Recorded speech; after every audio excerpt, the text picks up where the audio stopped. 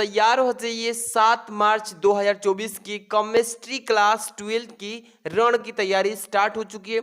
इस वीडियो में वैद्युत रसायन क्लास 12 का जो केमिस्ट्री का चैप्टर है उससे मैं मोस्ट इंपॉर्टेंट 8 महत्वपूर्ण प्रश्न बताने वाला हूं, जो कि 5 नंबर वाले भी क्वेश्चन इसमें शामिल है। तो आज की वीडियो जो है काफी मोस्ट इंपॉर्टेंट है। आपको ऐसे ही वन शॉट वीडियोज में डेली आपको यहाँ पे केमिस्ट्री का, फिजिक्स का, इंग्लिश का, हिंदी का सारे यहाँ पे प्रोवाइड करने जा रहा हूं। तो आप लोग चैनल पे नए हैं तो सब्सक्राइब करके जुड़ जाइए और वीडियो को लाइक करके अंत तक देख लीजिए, क्योंकि आज की इस वीडियो में 8 जो प्रश्न होने वाला है इसमें 5 नंबर वाले भी क्वेश्चन शामिल है। और ये प्रश्न जो है आपको मैं यहाँ पे देख रहे हैं 2024 14 16 17 18 20 22 23 में ये क्वेश्चंस आ चुके हैं। आज की ये वीडियो जो है ना वेरी मोस्ट इंपॉर्टेंट है, तो बढ़िया से तैयारी कीजिए, क्योंकि 7 मार्च को इसको खत्म करना है और इसमें आपको 70 अचीव करके दिलाएंगे, ठीक है। क्योंकि 70 नंबर का आपका पेपर आएगा केमिस्ट्री का और 30 नंबर का प्रैक्टिकल रहेगा, ठीक है। तो देख सकते हैं वैद्युत रसायन वाले क्वेश्चन चैप्टर से मोस्ट इंपोर्टेंट क्वेश्चन की तैयारी इस वीडियो में होने वाला है। तो शुरू से अंत तक बन जाइए। सबसे पहला जो क्वेश्चन इसमें रखा गया है, ध्यान समझते चलना है। बोर्ड एग्जाम में पूछेगा ऐसे कि कुलराउज का नियम क्या है, कुलराउज का नियम बताइए और इसको परिभाषित कीजिए, ठीक है। तो ऐसे ही पेपर में पूछता है, तो इसको परिभाषित करेंगे और अच्छे से समझ लीजिए कि कैसे लिखना है पेपर में भी, ठीक है। तो इस लिखेंगे इस नियम के अनुसार, किसके नियम, तो कुलराउज के नियम जो दिया गया है उसी के अकॉर्डिंग बात करेंगे। इसको थ्योरी कैसे लिखेंगे कि इस नियम के अनुसार अनंत तनुता पर अनंत मतलब इन्फिनिटिव तनुता पर किसी वैद्युत अपघट्य की तुल्यांकी चालकता उस पदार्थ में उपस्थित धन आयनों तथा ऋण आयनों की अनंत तनुता पर तुल्यांकी चालकताओं के बराबर होता है, जिससे कुलराउज का नियम कहते हैं। इसी को कुलराउज का नियम कहते हैं। इसका पीडीएफ भी मैं प्रोवाइड करूंगा, डोंट वरी। आप लोग व्हाट्सएप ग्रुप में जुड़ जाइए, टेलीग्राम में भी जुड़ जाइए, ठीक है। सबसे पहले कुलराउज का नियम क्या है, एक बार फिर से, इस नियम के अनुसार अनंत तनुता पर किसी वैद्युत अपघट्य की तुल्यांकी चालकता उस पदार्थ में उपस्थित, जो पदार्थ होगा उसमें उपस्थित क्या होगा, पॉजिट्रॉन एवं न्यूट्रॉन, यानी कि धन आयन तथा यहाँ पे बता रहे हैं ऋण आयन, यानी कि दोनों की अनंत तनुता पर तुल्यांकी चालकताओं के जो क्या होता है बराबर होता है, उसे ही कुलराउज का नियम कहते हैं। अर्थात यहाँ पे इसका फॉर्मूला इसी के बेस पर होता है, जैसे कि कह सकते हैं, देखिए यहाँ पे लैम्डा ई क्यू इन्फिनिटिव, ये जो है ना यही कह रहा है कि इस नियम के अनुसार तनुता पर, अनंत के तनुता पर किसी वैद्युत अपघट्य की तुल्यांकी चालकता, तो लेमडा ई क्यू इन्फिनिटी बराबर होता है किसके, लेमडा ई क्यू यानी कि धन आयन के अनंत पर, और लेमडा ई क्यू जो होता है ये किसके अनंत मतलब ऋण आयन के, ये धन आयन और ये जो होता है ऋण आयन, ये दोनों के क्या होता है इक्वल होता है, बराबर होता है। इससे ही कुलराउज का नियम कहते हैं। अब देखिए थोड़ा बता देता हूँ इसको बेसिक से।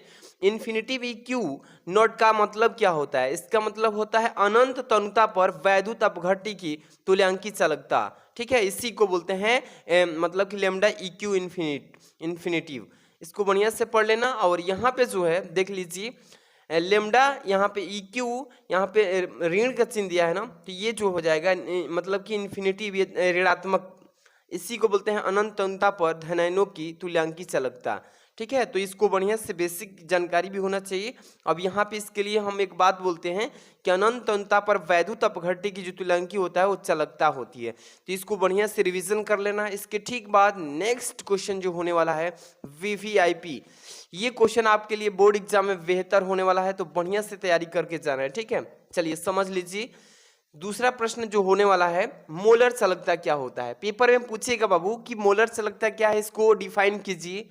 तो मोलर चालकता क्या कहलाता है, ध्यान दीजिएगा कि परस्पर मतलब लगातार 1 सेंटीमीटर की दूरी पर स्थित, यानी परस्पर 1 सेंटीमीटर की दूरी पर स्थित 1 सेंटीमीटर स्क्वायर क्षेत्रफल वाले दो इलेक्ट्रोड के मध्य मतलब होता है बीच, 2 इलेक्ट्रोड के मध्य यानी बीच में उपस्थित विलयन में किसी वैद्युत अपघट्य पदार्थ का 1 ग्राम मोल यानी घोला जाए, तो घुलने के बाद उत्पन्न चालकता विलयन की मोलर चालकता कहलाती है, ठीक है। इसको एक बार फिर से समझिएगा कि मोलर चालकता का मतलब क्या होता है। देखिए कि परस्पर 1 सेंटीमीटर की दूरी पर स्थित कोई, मान लीजिए कि 1 सेंटीमीटर की दूरी पर कोई क्या है, 1 सेंटीमीटर की दूरी पर स्थित है, जिसका क्षेत्रफल भी दिया गया है कि 1 सेंटीमीटर स्क्वायर का क्षेत्रफल का है वो।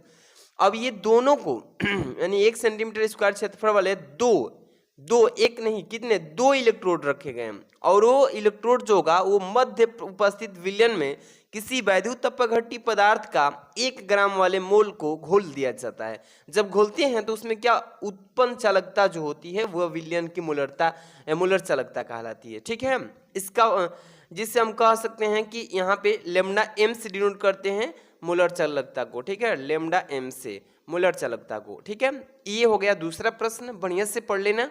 तीसरा प्रश्न की जानकारी लीजिए, यहाँ से मोस्ट इंपॉर्टेंट क्वेश्चन को रखा गया है। तुल्यांकी चालकता, पेपर में ये जो मैं बताते चल रहा हूँ इसमें से फिक्स है कि आएगा ही आएगा।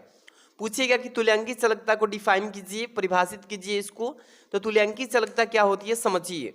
परस्पर 1 सेंटीमीटर की दूरी पर स्थित 1 सेंटीमीटर स्क्वायर क्षेत्रफल वाले 2 इलेक्ट्रोड के मध्य उपस्थित विलयन में किसी वैद्युत अपघट्य पदार्थ का 1 तुल्यांक घोला जाए तो उत्पन्न चालकता विलयन की तुल्यांकी चालकता कहलाती है। ठीक है, इससे किस से डिनोट करते हैं, जिसे लेमडा इक्यू से डिनोट करते हैं, यानी व्यक्त करते हैं, यानी कि दर्शाते हैं। ठीक है, इसको बढ़िया से रिवीजन कर लीजिए कि तुल्यांकी चालकता क्या होती है। देखिएगा कि परस्पर 1 सेंटीमीटर की दूरी पर स्थित 1 सेंटीमीटर स्क्वायर वाले क्षेत्रफल वाले 2 इलेक्ट्रोड के मध्य उपस्थित विलयन में किसी वैद्युत अपघट्य पदार्थ का 1 ग्राम जब तुल्यांकी को घोल दिया जाता है तो घोलने के ठीक बाद क्या होता है कि उत्पन्न चालकता विलयन की जो होती है उसे तुल्यांकी चालकता कहते हैं या कहलाता है, जिसे लेमडा ई क्यू से डिनोट करते हैं, यानी कि व्यक्त करते हैं।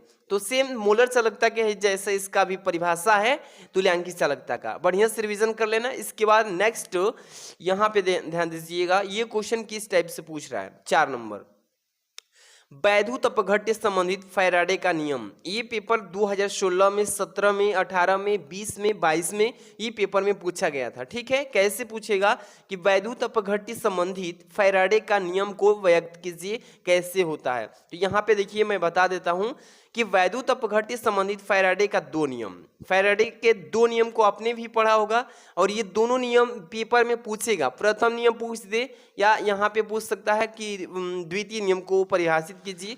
तो दोनों नियम जानना आपके लिए बेहद जरूरी है। चलिए सबसे पहले नंबर नियम को जानकारी लीजिए।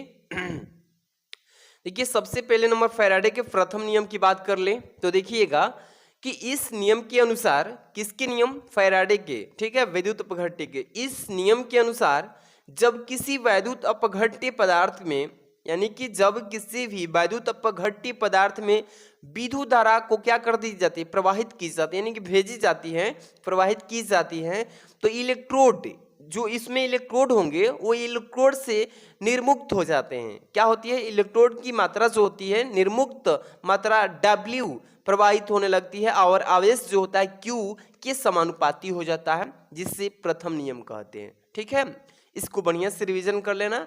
या अर्थात कह सकते हैं कि W प्रोपोर्शनल Q ये क्या होता है, एक दूसरे के समानुपाती होता है। तो यहाँ पे फॉर्मूला की बात करें तो W = Z × Q होता है। ठीक है, अब यहीं पे बात करें W = ZI × T, ये दोनों फार्मूले जब न्यूमेरिकल करेंगे तो इस पर संबंधित आएंगे।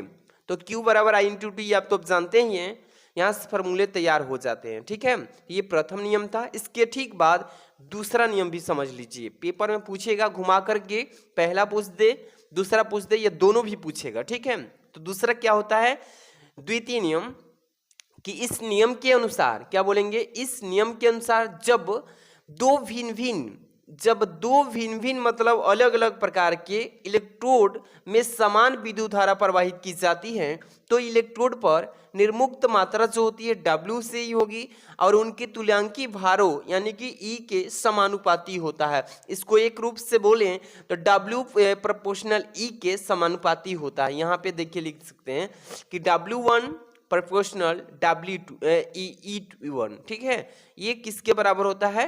तो W2 प्रोपोर्शनल E2 के बराबर होता है। ये दोनों को अच्छे से रिवीजन कर लेना। यहाँ पे इसको समानुपाती के रूप में चेंज करें तो W/E1 हो जाएगा और बराबर किसके? W2/E2 के बराबर हो जाएगा। ये द्वितीय नियम कहलाता है, ठीक है। ये प्रश्न नंबर 4। आगे चलते हैं 5 नंबर क्वेश्चन पे। वेरी वेरी मोस्ट इंपॉर्टेंट एक एक क्वेश्चन आप लोग के लिए। अभी इसमें एक और क्वेश्चन शामिल है, तब 5 नंबर पे चलेंगे, ठीक है ना। ये ध्यान नहीं दिया मैं, ये भी इसी में शामिल था 4 नंबर में, मतलब 4 के बाद 5 ही ये इंडिकेट नहीं किए होंगे। दुर्बल विद्युत अपघट्य, दुर्बल विद्युत अपघट्य क्या कहलाता है समझिए। दुर्बल विद्युत अपघट्य, अब तो ये थोड़ा सिलेबस से भी बाहर कर रहा है ऐसे ऐसे क्वेश्चंस को, लेकिन इसको बढ़िया से पढ़ के जाना कि वे विद्युत अपघट्य जिनका जलीय विलयन में या ध्रुवीय विलायकों के साथ बने विलयन में बहुत कम आयनन होता है, ठीक है। यहाँ तक कि अत्यधिक तनुता पर भी पूर्णतः आयनन नहीं होता है, जिससे दुर्बल विद्युत अपघट्य कहते हैं या कहलाता है। इसको रिवीजन कर लेना कि दुर्बल विद्युत अपघट्य किससे कहते हैं। तो वे विद्युत अपघट्य जिनका जलीय विलयन में या ध्रुवीय विलायकों के साथ बने विलयन में बहुत कम आयनन होता है, यहाँ तक कि अत्यधिक तनुता पर भी पूर्णतः आयनन नहीं होता है, जिससे दुर्बल विद्युत अपघट्य कहते हैं या कहलाता है। चलिए इसके बारे में थोड़ा सा एग्जाम्पल रिएक्शन के थ्रू देख लेते हैं। जैसे हम लिखेंगे CH3COOH, ये जैसे कि उन्हीं का दुर्बल विद्युत अपघट्य का एग्जाम्पल है, ठीक है। NH4OH ये भी है, ये दुर्बल विद्युत अपघट्य का एग्जाम्पल है, ठीक है। जैसे ये अगला है H2OCO3, ठीक है। इसके बाद अगला है H3BO3, इसके बाद HCN हो जाएगा। ETC मतलब जितने भी इस टाइप से मतलब कि धातु होंगे ये सभी दुर्बल अपघट्य के थ्रू आते हैं। इसके बाद अगला क्वेश्चंस मोस्ट इंपॉर्टेंट इस वीडियो में शामिल किए गए हैं। अब यहाँ से स्टार्ट करते हैं इलेक्ट्रोड विभव। इलेक्ट्रोड विभव किससे कहते हैं, यहाँ पे ध्यान दीजिएगा। इलेक्ट्रोड विभव को प्रभावित करने वाले कारक, यहाँ पे ध्यान दीजिए इसके बारे में। इलेक्ट्रोड विभव को प्रभावित करने वाले निम्न प्रकार के कारक हैं, ये पेपर में ऐसे ही पूछेगा। तो यहाँ पे पहले नंबर धातु की प्रकृति को कहते हैं, दूसरा हो जाएगा धातु पर उपस्थित आयनों का आवेश हो जाएगा, तीसरा नंबर ध्यान दीजिए विलयन की सांद्रता हो जाएगी, इसके बाद 4 नंबर ताप एवं दाब की उपस्थिति। ये सभी जो हैं इलेक्ट्रोड विभव को परिभाषित करने वाले कारक हैं। पेपर में ऐसे पूछेगा कि इलेक्ट्रोड विभव को प्रभावित करने वाले कारकों के उल्लेख कीजिए, तो ये चारों बता देना है, ठीक है। मैंने बता दिया चारों। अब आगे प्रश्न नंबर 7 देखिए, ये लाइन से क्वेश्चंस कराते चल रहा हूँ। यहाँ पे 6 नंबर था, ये 7 नंबर। ये प्रबल तथा दुर्बल विद्युत अपघट्यों को उदाहरण द्वारा समझाइए। पेपर में ऐसे ही पूछेगा और ये IMP क्वेश्चंस हैं, देख रहे हैं ना। इसके बारे में थोड़ा सा आपको बेसिक जानकारी लेना पड़ेगा प्रबल और विद्युत दोनों के बारे में, क्योंकि इसको देखिए सिलेबस से आउट भी कर रहा है। तो ऐसे क्वेश्चन को थोड़ा बढ़िया से तैयारी कर लीजिएगा।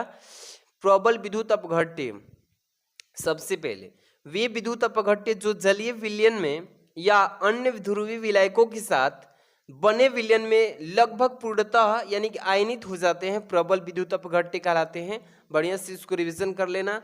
इसके बाद अगला जो आपका टॉपिक होने वाला है, ये 5 नंबर वाले क्वेश्चन हैं, ये देख लीजिए। मोस्ट इंपॉर्टेंट 8वां क्वेश्चन है।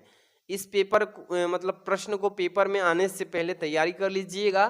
पेपर में ये क्वेश्चन 5 नंबर का आएगा, पक्का है। 2024 में आने का चांस है, पूछेगा ही कि विद्युत रासायनिक श्रेणी किससे कहते हैं और इसके प्रमुख लक्षण को लिखिए और उपयोग भी बताइए। पेपर में ऐसे ही पूछेगा। ये लास्ट क्वेश्चन है इस वीडियो का, समझ लेना बढ़िया से। सबसे पहले विद्युत रासायनिक श्रेणी की परिभाषा बताएंगे, तब जाके इसका उपयोग बताएंगे, तब इसका लक्षण भी देखेंगे, ठीक है। विद्युत रासायनिक श्रेणी को परिभाषित करें। देखिए कि विभिन्न धातुओं तथा अधातुओं के मानक इलेक्ट्रोड विभवों को बढ़ते हुए क्रम में रखने पर जो श्रेणी प्राप्त होती है उसे ही विद्युत रासायनिक श्रेणी कहते हैं। समझ रहे हैं। कहेंगे विद्युत रासायनिक श्रेणी का थ्योरी कि विभिन्न धातुओं, जो भी धातुएं हमारे पास 118, 9 जो भी हैं तथा अधातु जितने भी हैं के मानक इलेक्ट्रोड विभवों को बढ़ते हुए क्रम में, यानी कि बढ़ते हुए 1 के बाद 2 आता है, 2 के बाद 3 आता है, इसको बढ़ते हुए क्रम में रखने पर जो श्रेणी हमें प्राप्त हो जाती है उसे ही विद्युत रासायनिक श्रेणी कहते हैं, याद कर लेना। इसके बाद प्रमुख लक्षण पूछ रहा है। चलिए, ये पेपर में ऐसे ही पूछेगा तो आपको बताना पड़ेगा एक एक पॉइंट को। प्रमुख लक्षण लिखिएगा पहला में कि श्रेणी में ऊपर से नीचे जाने पर तत्वों की उपचयन क्षमता बढ़ती है। जब भी श्रेणी में क्या होता है कि ऊपर से नीचे आएंगे, ऊपर से क्या आएंगे, नीचे, इसका मतलब कि 5 के बाद 4, 4 के बाद 3, ऐसे ही मतलब करते हुए नीचे जाने पर तत्वों की जो उपचयन की क्षमता होती है बढ़ने लगती है, उल्टा होता है इसमें। दूसरा नंबर लक्षण है कि हाइड्रोजन से ऊपर के सभी तत्व जल या भाप के साथ क्रिया करके H2 यानी गैस बनाते हैं। ठीक है, ये वाला दूसरा लक्षण था। तीसरा लक्षण क्या होता है समझिए कि जिस धातु का अपचयन विभव जितना कम होता है वह धातु उतना ही अधिक क्रियाशील होती है। यानी कि जिस धातु का क्या होता है विभव जितना ही कम पड़ेगा उस पर, उसका क्रियाशीलता अधिक बढ़ता जाएगा। ये तीसरा लक्षण था। अब इसके बाद इसी प्रश्न में पूछा है कि बताइए इसका उपयोग कहाँ पे होता है। चलिए इसका उपयोग भी देखेंगे। ये देखिए 5वां नंबर क्वेश्चन इधर मैंने नोटबुक में छाप दिया था, इसको पढ़िए से पढ़ लेना। ये प्रश्न से ही मतलब है, नंबर से नहीं मतलब है। प्रश्न क्या बोल रहा है इसको पढ़ लीजिए। सबसे पहले तो उपयोग दिखा देते हैं पहले उसका, तब जा करके आपको बताते हैं। ठीक है, उपयोग ये तो देखिए मैंने यहाँ पे लक्षण वो 3 बताए थे। लक्षण नंबर 4 देख लीजिए। जिस अधातु का अपचयन विभव जितना अधिक होता है वह अधातु उतना ही क्रियाशील होती है। कह रहा है कि जिस अधातु का अपचयन विभव जितना ही अधिक होगा वह धातु उतना ही क्या होगी, क्रियाशील होगी। ये तो जानते ही हैं। 5 नंबर देखिए लक्षण कि विद्युत रासायनिक श्रेणी से स्पष्ट है कि कौन सी धातु या कौन सी अन्य धातु या अधातु की तुलना में अधिक क्रियाशील है। ठीक है, ये लक्षण था। इसके बाद उपयोग पूछा गया था ना, तो ये आला अच्छे से उपयोग पढ़ लेना। उपयोग में बता देता हूँ 2 ठे। ठीक है, वैद्युत रासायनिक श्रेणी के 2 उपयोग बता रहे हैं, निम्नवत हैं। जैसे कि पहला कि किसी सेल का मानक वैद्युत वाहक बल निर्धारण करने में ये उपयोग होता है। दूसरा नंबर धातुओं की क्रियाशीलता की तुलना करने में भी होता है। तो ये पढ़ के जाना, उपयोग हो, लक्षण हो, जो भी परिभाषा है वैद्युत रासायनिक श्रेणी का बढ़िया से रिवीजन कर लेना। एक क्वेश्चन मैं छोड़ दिया था, इसको भी इसमें बता देता हूं। ये देखिए मानक इलेक्ट्रोड विभव। ठीक है, ये वाला पेपर में आने वाला है तो बढ़िया से छाप के जाना इसको। मानक इलेक्ट्रोड विभव किससे कहते हैं, ये पेपर में आया हुआ है क्वेश्चन।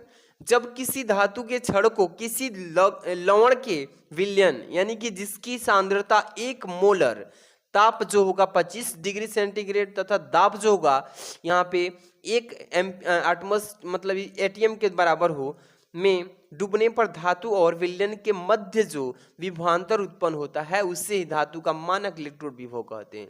इसको रिवीजन कर लेना, स्क्रीनशॉट के साथ तैयार कीजिए। यहाँ पे देखिए 6 नंबर क्वेश्चन है, इलेक्ट्रोड विभव किससे कहते हैं और इनके प्रभावित करने के वाले कारक भी लिखिए। तो बढ़िया से तैयार कर लेना। जब किसी धातु की छड़ को किसी लवण के विलयन में डुबोया जाता है तो धातु की छड़ धनावेशित या ऋणावेशित हो जाती है तथा इस विलयन पर उसके विपरीत आवेश उत्पन्न हो जाते हैं। इस प्रकार के धातु की छड़ को विलयन के संपर्क तल पर एक विभवांतर उत्पन्न होता है जिसे इलेक्ट्रोड विभव कहते हैं। तो आज की इस वीडियो में मैंने टोटल 8 क्वेश्चन आपको बताया है। नंबर से मतलब नहीं है कि ये कितने नंबर पर था, ये कितने नंबर पर था। आपको मैंने क्वेश्चन कराया है जो इंपॉर्टेंट क्वेश्चन है। ठीक है, थोड़ा इधर उधर पंचिंग कर दिया हूँ, इससे कोई मतलब नहीं है, लेकिन लिखा गया मतलब सेम जो क्वेश्चन है मोस्ट इंपॉर्टेंट पेपर में आने वाले वैसे ही इसमें सॉल्यूशन कराया गया है। तो इसका वीडियो का PDF चाहिए तो आप डिस्क्रिप्शन में जाइए, व्हाट्सएप में ज्वाइन कीजिए और टेलीग्राम सर्च कर लीजिएगा। टेलीग्राम में जाके सर्च करना है DK sir classes. DK sir classes आप सर्च करेंगे ना ऐसे तो आपको DK सर क्लासेज आ जाएगा। वहाँ पे टेलीग्राम में जुड़ जाइएगा, वहाँ पे सेंड कर देंगे। इस चैनल पे नए तो सब्सक्राइब करके जुड़ जाइए। मिलते हैं नेक्स्ट वीडियो में। Thanks for watching.